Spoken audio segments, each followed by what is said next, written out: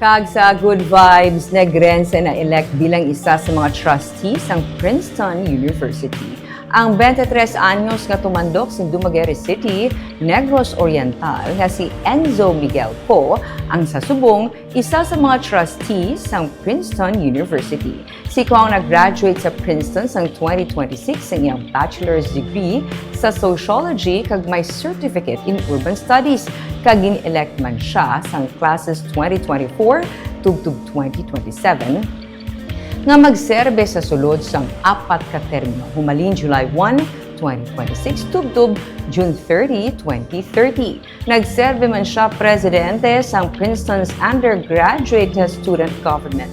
Nagtrabaho sa Princeton Filipino Community, co-founder sang Alliance of Empowered Youth in the Philippines, kag nagbaton sang Walter E. Hope Class of 1901 medal sa iya kontribusyon sa university community.